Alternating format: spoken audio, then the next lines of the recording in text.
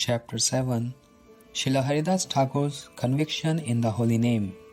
Upon seeing transformations on the body of Srila Haridas Thakur, induced by the practice of bhakti, all the Brahmins of Fulia village who busied themselves practicing karma kanda, Vedic ritualistic activities, became astonished. Thus, realizing the utter uselessness of karma kanda, they condemned their performance of ritual and developed profound faith in him.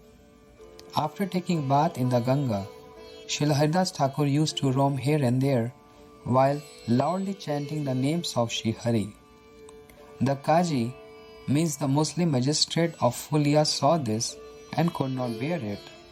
Haridas was Muslim by birth, a Yavan, but because he was chanting the names of the Hindus' god and adopting Hindu conceptions, the Kaji considered Haridas' behavior contrary to their religious principles and a grave punishable offense. Because of his sectarian thinking, he considered the living Bhagavat Srila Haridas Thakur to be subordinate to material time, place and circumstance.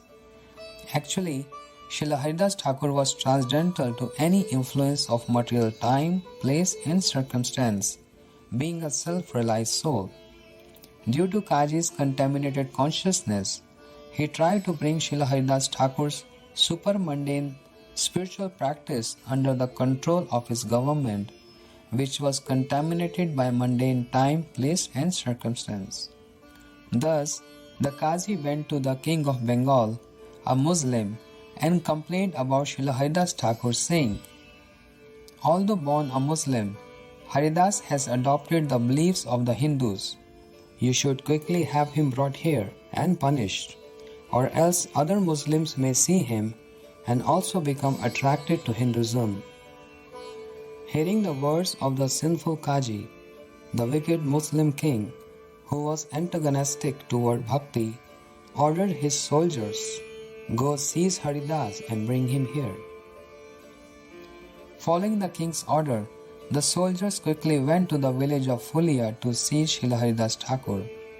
When they informed him of the king's order, Srila Haridas Thakur, who by the mercy of the Lord possessed great power and fearlessness, immediately began walking with them of his own accord. As he walked, he chanted "Krishna, Krishna."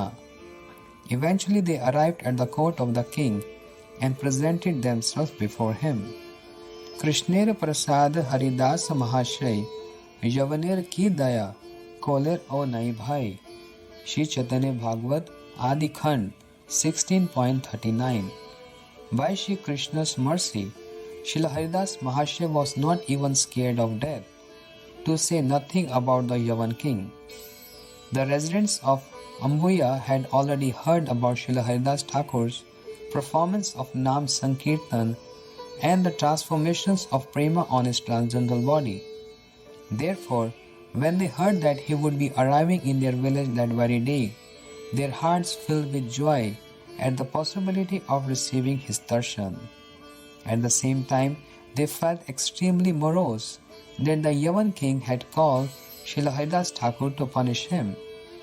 They knew well that the king was terribly cruel and envious of the devotees, and that he would severely torture such an exalted devotee as Srila Haridas Thakur. His mysterious blessing upon the prisoners. When news of Srila Haridas Thakur's auspicious arrival reached the ears of the prisoners confined within the king's prison house, those prisoners with a noble heart began to dance of joy. They knew that Srila Haridas Thakur was a supremely elevated devotee, and that merely glimpsing such a person drives away all kinds of suffering. Therefore, they firmly believed that by having darshan of him on that very day, all their suffering would be removed. With folded hands, they therefore presented a request to the guards. "O brothers, when the soldiers bring Sri Haridas Thakur to the king, kindly permit us to have darshan of him." The guards accepted their request, and all the prisoners eagerly awaited Srila Haridas Thakur's arrival. After a short while, Srila Haridas Thakur reached Ambuya with the soldiers. When he saw the prisoners, Srila Haridas Thakur desired to bestow his mercy upon them. So he went and stood before them. Seeing the all-enchanting and unparalleled beauty of Srila Haridas Thakur body, with his long arms and his face with eyes like lotuses, the prisoners bowed before him in great faith. As soon as they offered their obeisances to him, transformation of Krishna Bhakti arose in their hearts, and they began to weep in ecstasy. Smiling, the causelessly merciful Srila Haridas Thakur gave them a concealed blessing. May you forever remain in your current situation. The prisoners were saddened to hear this. Unable to understand the hidden purport behind Srila Haridas Thakur's words, they thought to themselves, "He is indeed a very cruel person." When Srila Haridas Thakur saw their reaction, he understood what was going through their minds. Because you do not understand the real meaning of this blessing, you feel unhappy, he explained. I urge you to carefully consider its real meaning. I have never given a blessing that would bring inauspiciousness upon anyone. May you forever remain in your current condition means, may you continue to constantly think about Krishna and chant his names together as you are doing right now. At this time, you are devoid of the tendency to harm or give troubles to others. Therefore, call out Krishna, Krishna in a distressed voice and meditate on him. You have attained a good opportunity to develop your Krishna consciousness. Bad association can make one forget Krishna Nam, so Srila Haridas Thakur cautioned everyone to give up all kinds of bad association. When you are released from prison, may you not again pollute your consciousness by associating with wicked people. Keep in mind that it is impossible for living entities to engage in Krishna bhajan, as long as their propensity to enjoy material pleasures remains strong. Know for certain that Shri Krishna is very far from materialists, he continued. A mind absorbed in material pleasures is the root cause of all sorts of entanglements.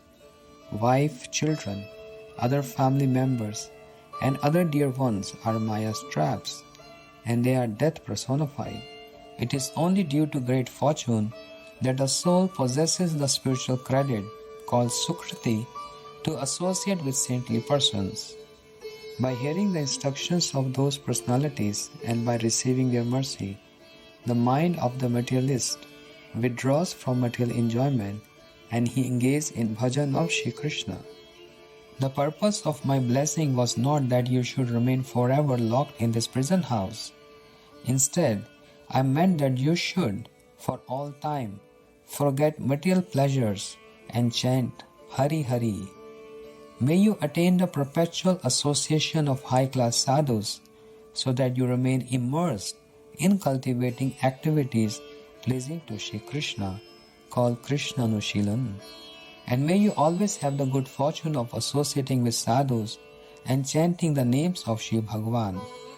I spoke enigmatically, so please do not feel even slightly sorrowful after hearing these blessings. My glance upon all living entities is compassionate. I give all of you my blessings to have unflinching devotion for the lotus feet of Shri Krishna. Do not worry, you will be released from this prison house within 2 or 3 days. But you must be especially careful to not again fall into bad company, for this will drive devotion to Shri Krishna from your heart. Do not concern yourself with the joys of this cross body, which come with its freedom from prison, nor with the sufferings resulting from its imprisonment. Simply chant the holy name of Krishna for all time. The blessings of the venerable Vaishnavas, who are oceans of mercy and who bestow Amando Daya. Footnote: compassion that is Amanda, or never causing inauspiciousness. Never bring inauspiciousness to anyone in any situation. Indeed, their blessings are supremely auspicious in all ways and under all circumstances. The Yavan king's advice. After bestowing mercy upon the prisoners, Srila Haridas Thakur came to the king. Upon seeing the astonishing brilliance coming from the transcendental, radiant and enchanting body of Srila Haridas Thakur, the king offered him a sitting place with great respect, while Srila Haridas Thakur's tongue incessantly chanted Harinam. Seeing Srila Haridas Thakur's unbroken absorption in transcendental sound, Vaikuntha Shabda, the narrow-minded king, who was intolerant of other religions, politely asked, "I want to know this. What has caused your degradation? There is no race superior to the Yavans. It is only out of great fortune that you have taken birth in a Yavan family. Why then have you accepted the behavior and customs of the wretched Hindus? Hindus belong to a class inferior to ours, and that is why we reject even food touched by them. Yet you freely mix and eat with them without any concern. You have taken birth in a very reputable race. It does not befit you to give up your topmost noble class and degrade yourself to this lower one. By acting like the Hindus, you are transgressing the principles of your religion and social position. How will you gain deliverance after death? Have you ever pondered this? It seems to me that you have never seriously considered this matter. Therefore, I advise you to atone for the sins that you have unknowingly committed in ignorance by reciting Kalma." Footnote: Special verses from the Quran that are recited in adopting the religion of Islam. One God for all. Hearing the statements of the king, who was bewildered by Maya, Srila Haridas Thakur said, "Just see the influence of Lord Vishnu's illusory energy." The causelessly merciful Srila Haridas Thakur thus smiled and began to explain the absolute truth, Ishwar Tattva, with sweet words. "Dear sir, the Supreme Lord is non-dual, eternal, unequal, and the master of everyone. The Supreme Lord for all, whether Hindu or Muslim, young or old, man or woman, is one. Both Hindus and non-Hindu Yavanas who are ignorant of the truth regarding the Supreme Lord imagine they are various gods, owing to his different names. They thus ignorantly oppose each other. But when they give up this disharmonious difference of opinion and impartially examine both the Yavana scripture, the Quran, and the Hindu scripture, the Puranas, they will not find any incongruity regarding the absolute truth. Therefore, the conclusion is that there is only one Supreme Lord for all. For the Hindus and Muslims, the only difference lies in his names. The Supreme Lord is completely pure and transcendental. He is indestructible and eternally unchangeable. He cannot be divided by sectarian feelings. He is inexhaustible and can never be diminished. He is present as the indwelling Supersoul, Antaryami Paramatma, in the hearts of the souls of both Hindus and Muslims. The Supreme Lord present in the hearts of the Yavanas is also present in the hearts of the Hindus. Since time immemorial, the conditioned souls have turned their faces from Krishna, and their pure intelligence has been contaminated as a result. In other words, by coming under the control of temporary convictions based on material time, place, and person, they consider themselves the enjoyer and become averse to serving the Lord. As a result of not realizing that fully complete and indivisible super soul situated in their heart, they are led astray, and they thus wrongly take him to be finite like themselves. Yet, even in such circumstances, if a person gives up imaginary material enjoyment as well as mental speculation, which is rooted in renunciation, then through the power of bhakti, he can realize that Shri Bhagavan is the only true object of service.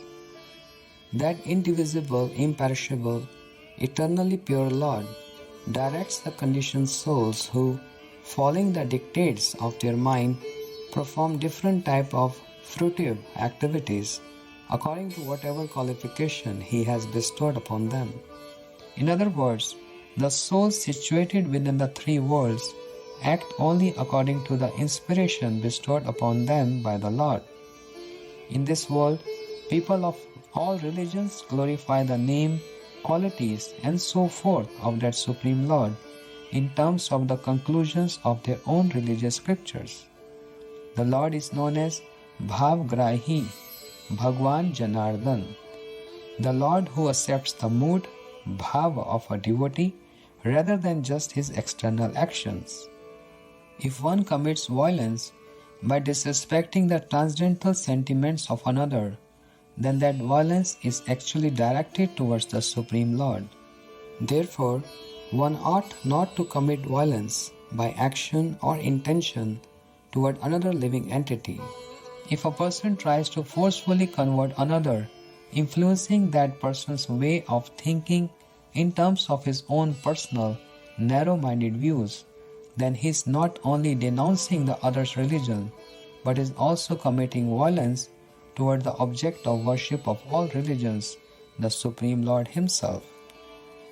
Service to the Supreme Lord and violence to Him are two completely contradictory acts.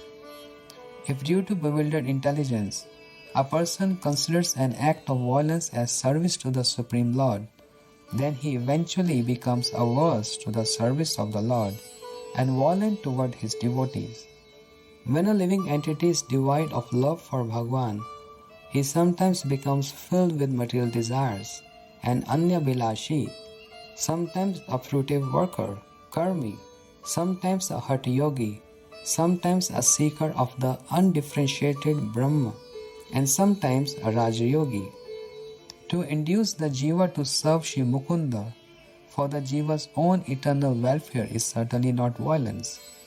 On the other hand, to involve the living entity in activities opposed to the service of the Supreme Lord, which are meant only for gratifying the senses, is to commit violence against Him.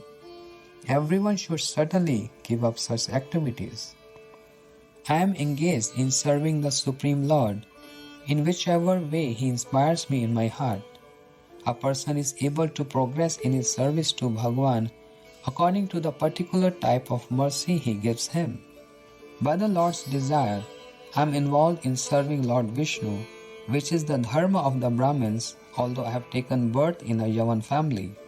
Similarly, if the Lord so desires, a person born in a Brahmin family can give up his position as a Brahmin and, following the whims of his mind, abide by the scriptures of a society that is inimical to the Vedas. In such a situation, what could the Hindus possibly do? Whatever activities a living entity engages in as per his inclination and inspiration, he receives his due punishment or reward. Therefore, there is no need to punish him separately. According to the impressions from his previous births, a particular faith, Shraddha, and inclination arises in his heart. Neither you nor the Hindus can do anything about this. It is entirely improper to try to prevent someone from accepting a dharma they feel inclined towards by threatening punishment. Dear sir, please consider my statements carefully. If you still feel I am at fault, then you can certainly punish me. Unwavering faith in Shri Nam Prabhu. Hearing Srila Haridas Thakur's truthful statements, which were in line with the Vedic scriptures, the king and all other Muslims present became completely satisfied. Only one person remained dissatisfied, the wicked Kaji, who originally complained to the Yavan king about Srila Haridas Thakur. Upon seeing the Yavan king's heart changing, the Kaji flared with anger and he induced the king to act. Do not get carried away by his statements. Please order him to desist from chanting the name of the Hindu's god and from visiting and eating at their homes. Please order him to study the Quran and chant Allah's name. If he does not comply with your order, then you should certainly punish him. Otherwise, this miscreant will definitely inspire others to become like him. This would bring great calamity upon our Muslim religion. Hearing the words of the Qazi, who was blind to all piety, the king deliberated on what the Qazi had said and then politely said to Srila Haridas Thakur, "O brother, if you agree to study the Quran and chant Allah's name, then you will have no need to worry. No one will disturb you. Otherwise, even if I do not order him to do so, the Qazi and his men will punish you later. At that time, out of fear of punishment, you will have no choice but to accept our Muslim religion. Therefore, it would be better for you to again happily accept it now. What is the use of becoming unnecessarily shamed?" Srila Haridas Thakur fearlessly said, "Whatever the Lord desires will come to pass. Without His desire, no one can do anything.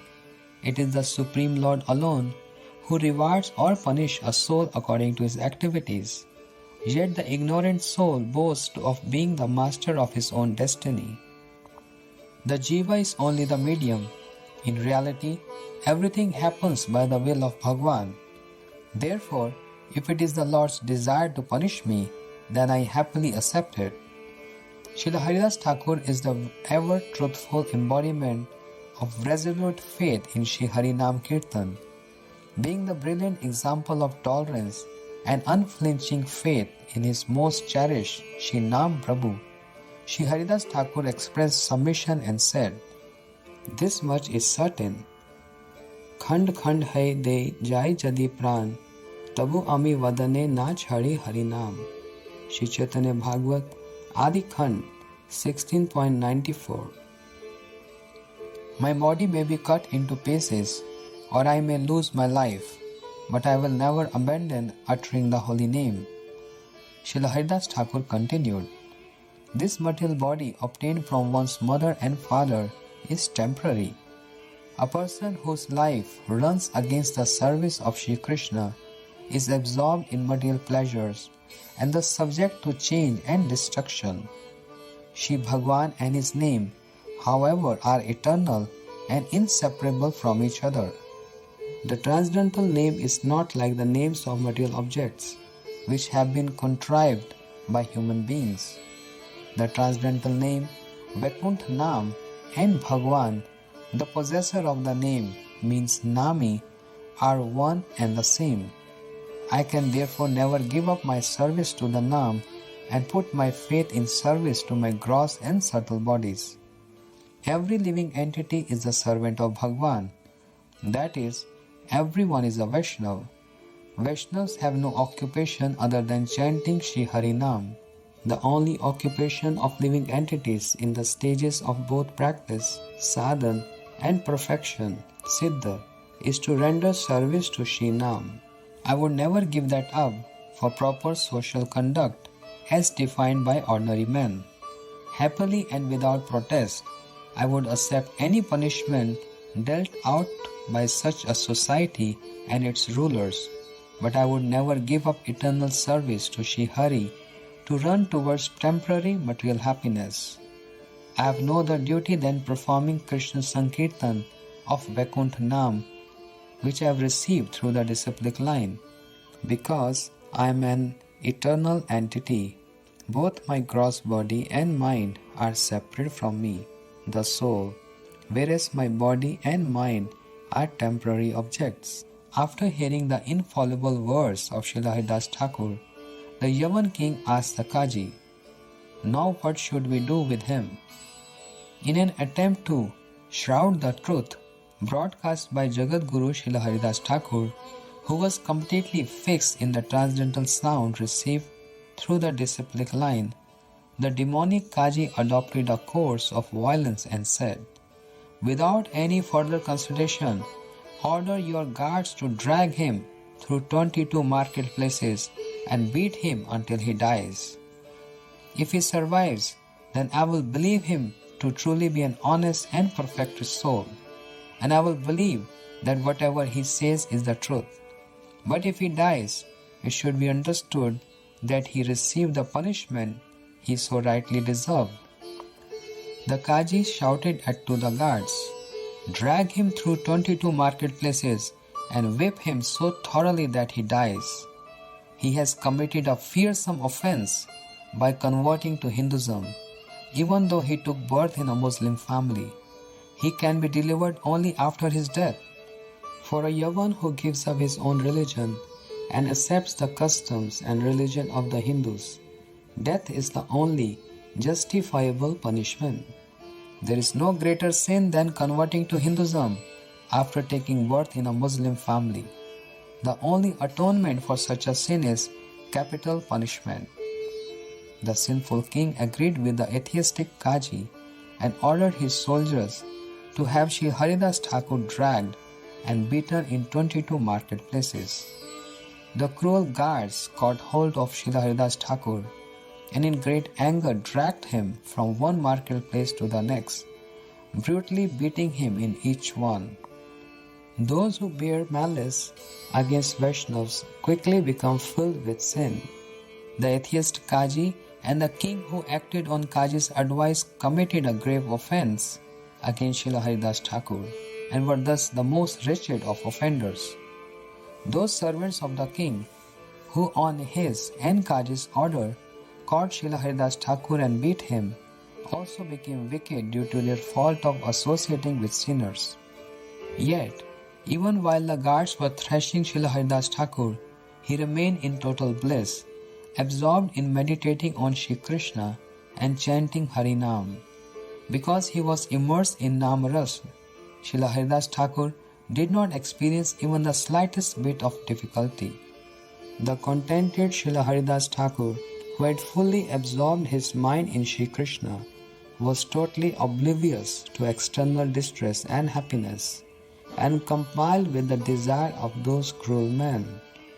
Seeing Srila Haridas Thakur being beaten so brutally by the cruel guards, those possessing some devotion became extremely disturbed and heartbroken. Some people cried and said, "This kingdom will soon be destroyed because such a great saint is being so mercilessly beaten here without any reason."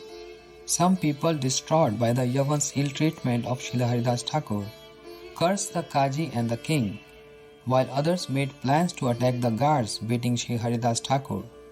Some people begged the soldiers to be merciful and spare Srila Haridas Thakur's life, while others ran and fell at the feet of the guards crying, "Oh brothers, please beat him a little more gently.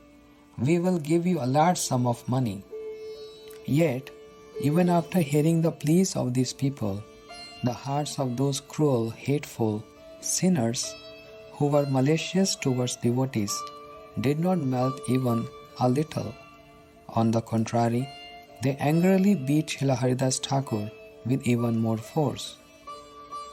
By the mercy of Shri Krishna, Srila Haridas Thakur did not feel even the slightest pain from the guards' brutal beating.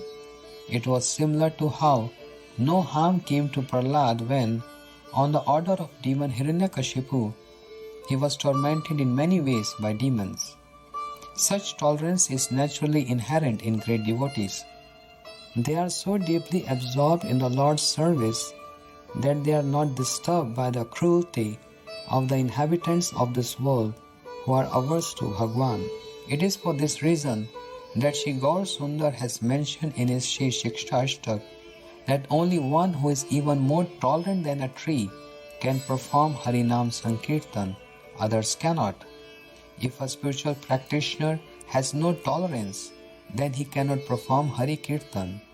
In this world, people who are inimical to the Lord have causelessly and repeatedly attacked the propagators of the truth, who are engaged in Hari Kirtan and who bestow all kinds of auspiciousness. They make all sorts of evil attempts to close such preachers' mouths, which are intent on chanting Hari Kirtan, intoxicated by the liquor of pride in their birth, caste, wealth, and mundane scholarship. The society of those opposed to the Supreme Lord relentlessly and laboriously endeavors to obstruct the only truthful reality, Shri Hari Sankirtan. concern for his attackers. Simply by the Smaran, remembrance of the Lord of Srila Haridas Thakur, who was truth personified, the most terrible sufferings were automatically dispelled. What disturbance could these sufferings possibly bring him? He was thus completely unaffected by the guards' fearsome blows and instead worried for their fate. This is quite befitting, since saintly persons feel agony in their hearts for those great offenders who act against the devotees of the Lord. They consider such pitiful offenders to be the greatest need of welfare and deliverance. The same quality could also be observed in Jesus Christ and in Muhammad.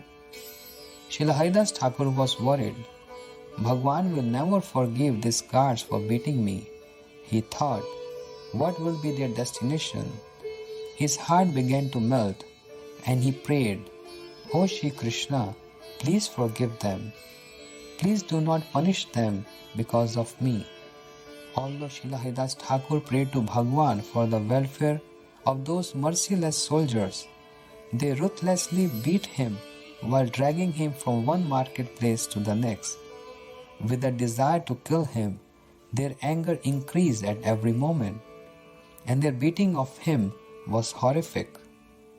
But even after beating him relentlessly, they saw no sign of distress on Srila Haridas Thakur's face. Upon seeing their demonic endeavors utterly defeated, the guards discussed the situation among themselves. Can any human possibly survive such a brutal beating? We have previously beaten many others like this, but they died after just one marketplace, or in some cases two. Yet, today we dragged him into 22 marketplaces. Not only that, instead of dying, he is blissful. There is not even the slightest hint of distress or pain on his face. In fact, he is smiling. He must certainly be some kind of Jinda Peer. Footnote: Persian for living Muslim saint, an empowered soul equipped with divine mystical powers. After deliberating in this way, they said, O Haridas, today all of us will be doomed because of you. When the Kaji hears that you did not die even after being beaten so much, he will surely kill us in a rage. He willfully stops breathing.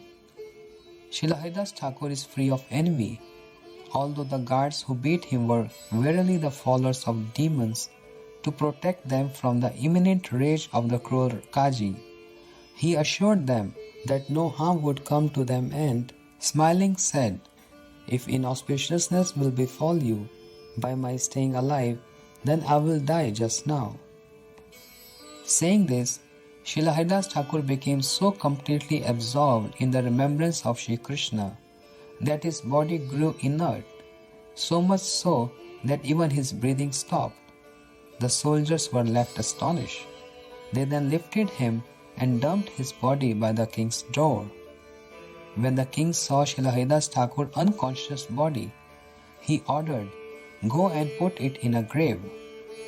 Hearing this, the Kaji said, If we bury him in a tomb, he will attain a higher destination. After many births, he had the good fortune to take birth in a Muslim family, yet he committed the most abominable act of adopting Hinduism.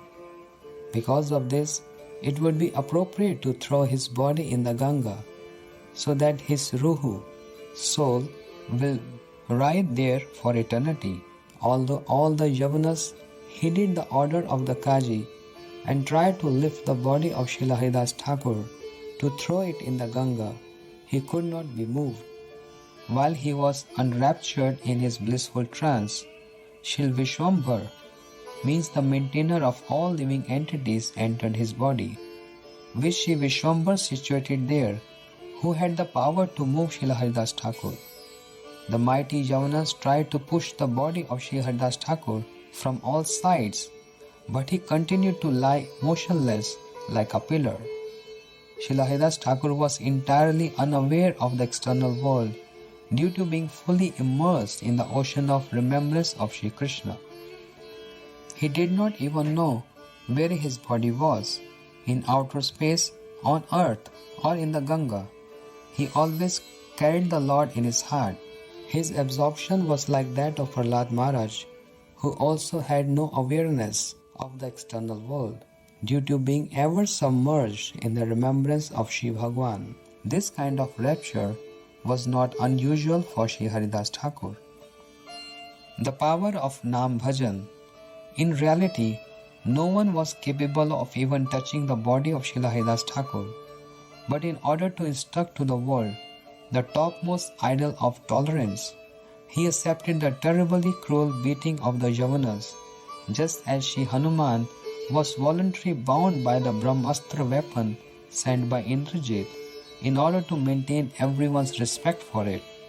By this, Srila Haridas Thakur also showed that although those averse to bhakti, the Anyabilashis, means those with desires other than to serve Krishna, the Karmis and the Mayavadis, may perform many outrageous acts against a devotee, the devotee never gives up his Nam Bhajan. If a person takes shelter of Harinam with resolute determination, then no one in this world has the power to cause him harm. Shri Nam Prabhu will himself certainly protect him. For these reasons, when Srila Haridas Thakur returned somewhat to external consciousness, he allowed the Yavanas to do as they desired. Otherwise, who could throw someone like Srila Haridas Thakur, whose protector is Shri Govinda himself, in the Ganga? Satya Satya Haridas Jagat Ishwar Chaitanya Chandrer Maha Mukhya Anuchar Shri Chaitanya Bhagavat Adi Khand 16.142. It is certain that Srila Haridas Thakur is one of the greatest followers of Shri Chaitanya Chandra, the Lord of this universe. The Yavanas had not been able to move Srila Haridas Thakur's body even an inch, though they had tried to do so in many ways. They became astonished that they were now able to move his body effortlessly, and they threw his body in the Ganga. As he was carried away by the river's current, he drowned in the ocean of Krishna Prem. After some time, by the Supreme Lord's desire, Srila Haridas Thakur fully returned to his senses. In other words, he regained external consciousness after fainting in prema. In supreme bliss, he reached the bank of Ganga and then, while loudly chanting the holy name, walked to the village of Fulia. There was not even a single bruise visible on his body. Moreover, his body was even more effulgent than before. People could not believe their eyes when they saw that Srila Haridas Thakur was still alive, even though it seemed he had been beaten to death and thrown in the Ganga by the Yavanas. The news spread like wildfire. Seeing his astonishing power, the Yavanas' intentions to harm him left their hearts and their minds became free of contamination. Whoever offered pranam at his feet with reverence and humility, understanding him to be a liberated soul, became free from the conditioning of material life. The king prays at his feet. When the news of Srila Haridas Thakur's apparent resurrection reached the king, he came running and fell at the feet of Haridas Thakur to beg forgiveness. "You are truly a Mahapir," means perfected soul, said the king. "The yogis and the jnanis only profess to be perfected souls, but you have actually achieved perfection. I have come here only to receive your darshan. Please be merciful and forgive all my offenses. To you, both friends and enemies are equal. What to speak of me? Nobody in this universe has the power to know you. I am just an insignificant human. Without understanding your glories, I have committed a heinous offense at your feet. Now you can stay on the bank of the Ganga, in a secluded cave or anywhere, according to your desire. You may do whatever you like. No one will create any obstacle for you. Please bestow your merciful glance upon me and forgive the unpardonable offenses committed by this extremely sinful and abominable being. How astonishing are the supermundane glories of Paramhansa Mahabhagavat. Footnote: topmost swan-like devotee of the Lord. Vaishnav Thakur. The king had been completely devoid of bhakti and filled with animosity towards Sri Haridas Thakur. Controlled by vehement anger, he had ordered his soldiers to bring Srila Haridas Thakur in front of him and punish him brutally. But in the end, that very same atrociously sinful person who had been completely opposed to Sri Vishnu and the Vaishnavas became astonished and charmed upon seeing the brilliant epitome of forgiveness and tolerance shown by Srila Haridas Thakur. The king began to worship Srila Haridas Thakur's lotus feet, understanding him to be a Mahapurusha sent by the Supreme Lord. Not only that, but that atheistic Mahapradi, burning in the fire of remorse, begged forgiveness for his offences. He even felt compelled to offer prayers at the lotus feet of Srila Haridas Thakur. After showering his mercy on the king and other Muslims, Srila Haridas Thakur, while loudly chanting Harinam, arrived in the assembly of the Brahmins in Fulia. Influenced by the narrow-minded sectarian views and animosity toward bhakti prevalent in the society at that time, some so-called Brahmins had not accepted Srila Haridas Thakur as a pure devotee. After hearing of his extraordinary and astonishing potency, however, the dignified Brahmins now accepted him as such. As soon as they had darshan of him, they joyfully broke out into an uproarious kirtan. Upon hearing Hari Kirtan, Haridas Thakur danced exuberantly. His transcendental form manifested symptoms of ecstasy, Ashta-sattvic bhav, such as the shedding of tears and horripilation, as well as laughter, fainting and roaring. Immersed in prema ras, Srila Haridas Thakur sometimes fell to the ground. The Brahmins were enraptured. After some time, Srila Haridas Thakur composed himself and sat down, and the Brahmins also sat, surrounding him on all sides. He accepts the Yavana's persecution of him as a gift from Bhagwan. Srila Haridas Thakur considered himself to be an ordinary living entity bound by the reactions of his previous karma, action. In great humility he said, "O respectable Brahmins, please do not feel sorry about the punishment I had to face. In reality, I received this punishment from the Lord Himself as a fruit of a frightful offense, hearing criticism of Him. It was Bhagwan's special mercy to forgive me and give me such a small punishment. Otherwise, I would have received the due punishment for hearing blasphemy of the Lord, which is residence in the hell named Kumbhipak.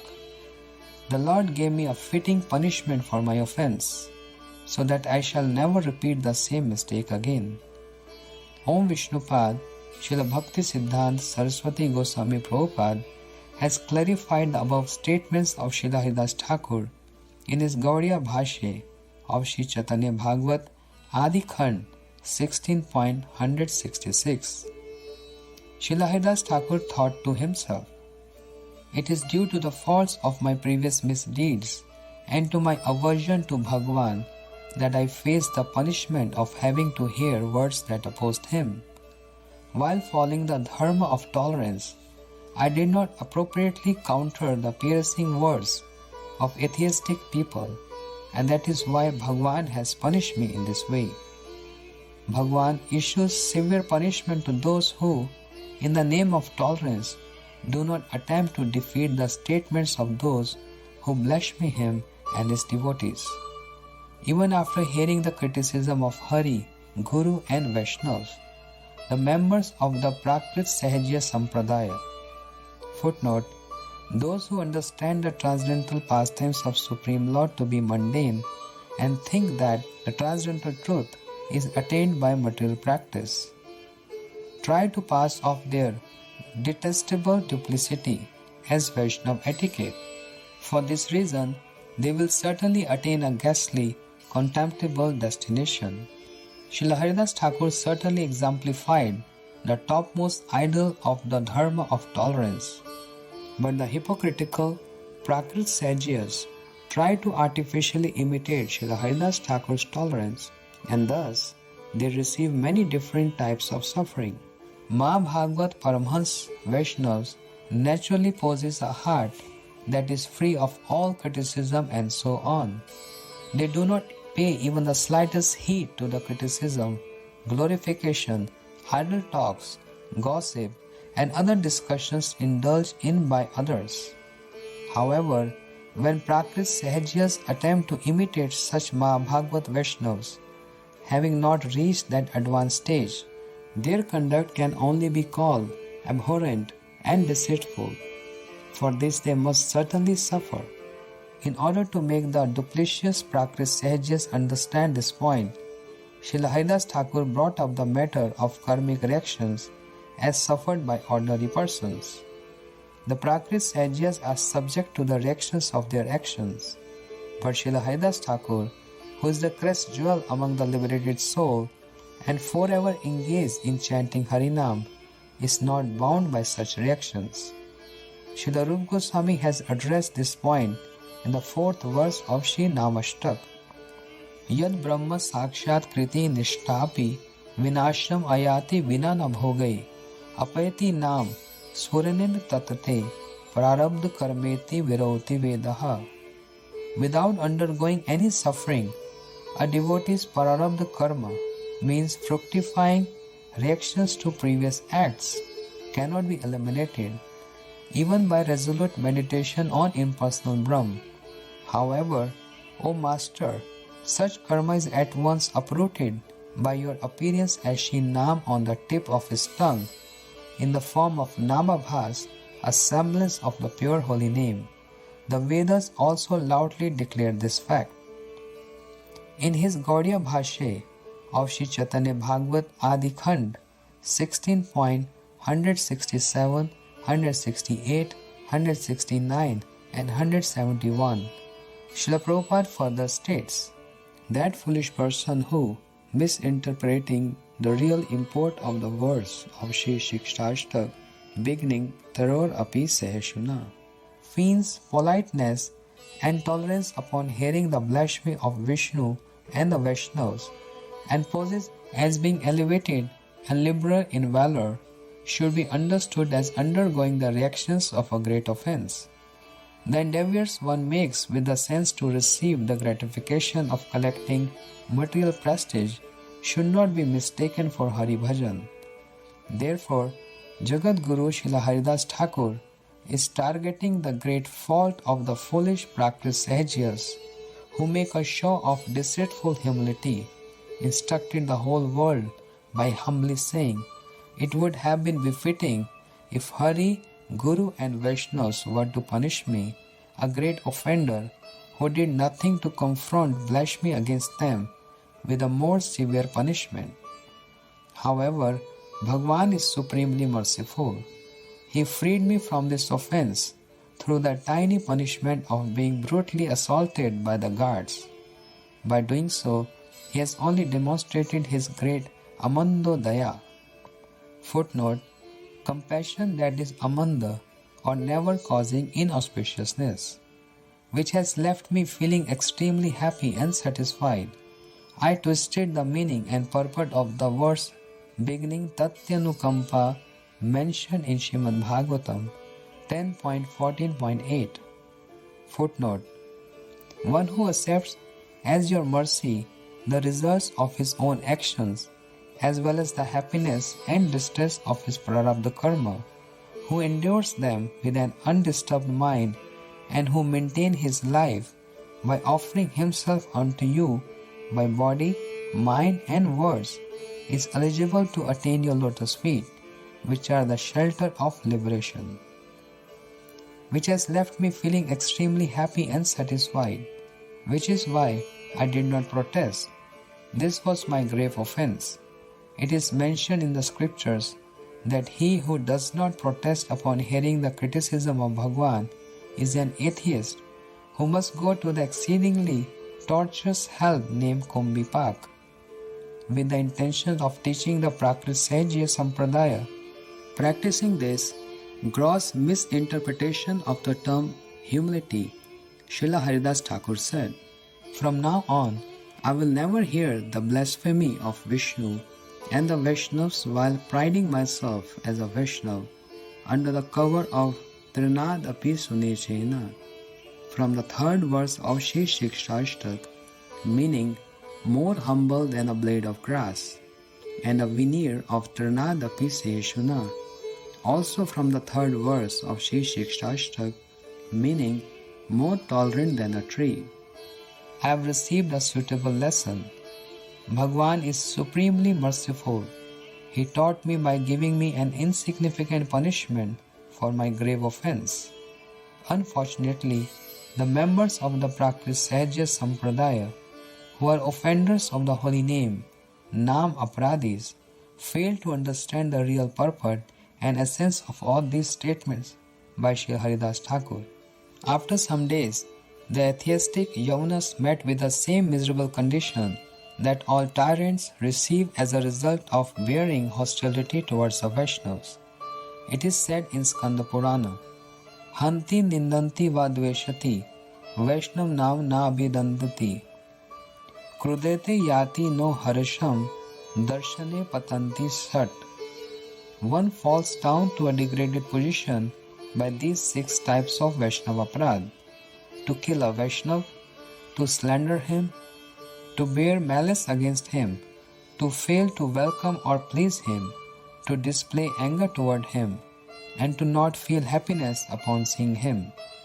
In accordance with this infallible ruling of scriptures, those Yavanas who never begged forgiveness nor repented contracted ghastly diseases such as tuberculosis and cholera, and were destroyed along with their families.